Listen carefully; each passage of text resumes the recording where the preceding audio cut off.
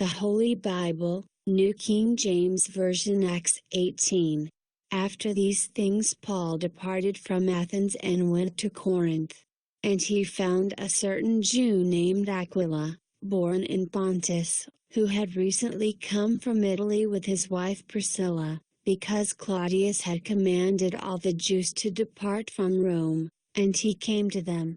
So, because he was of the same trade, he stayed with them and worked, for by occupation they were tent makers. And he reasoned in the synagogue every Sabbath, and persuaded both Jews and Greeks. When Silas and Timothy had come from Macedonia, Paul was compelled by the Spirit, and testified to the Jews that Jesus is the Christ. But when they opposed him and blasphemed, he shook his garments and said to them, "Your blood be upon your own heads, I am clean. From now on I will go to the Gentiles."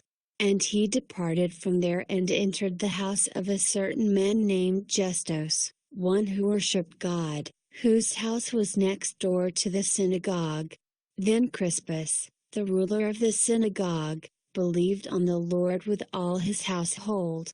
And many of the Corinthians, hearing, believed and were baptized.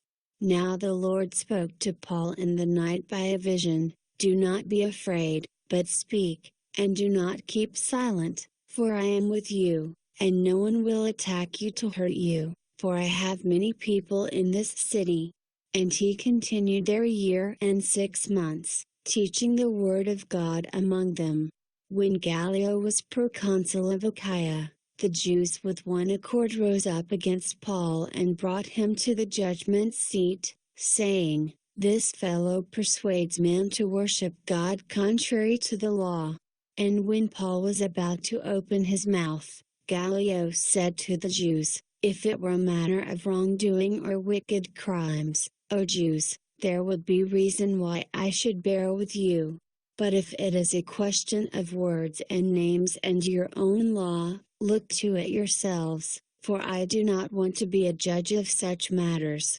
And he drove them from the judgment seat. Then all the Greeks took Sosthenes, the ruler of the synagogue, and beat him before the judgment seat. But Gallio took no notice of these things. So Paul still remained a good while. Then he took leave of the brethren and sailed for Syria, and Priscilla and Aquila were with him.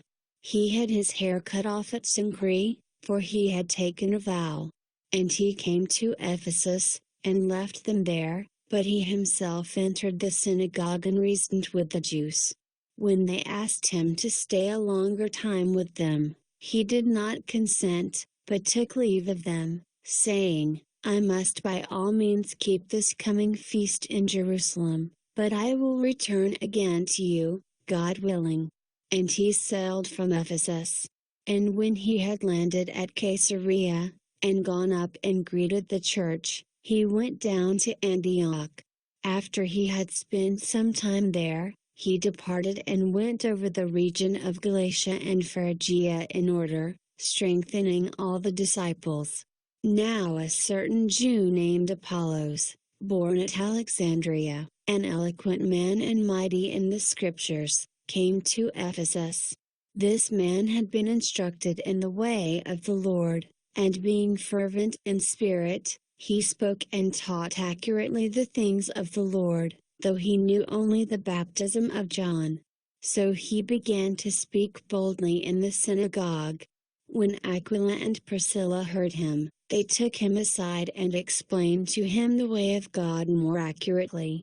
And when he desired to cross to Achaia, the brethren wrote, exhorting the disciples to receive him, and when he arrived, he greatly helped those who had believed through grace, for he vigorously refuted the Jews publicly, showing from the Scriptures that Jesus is the Christ.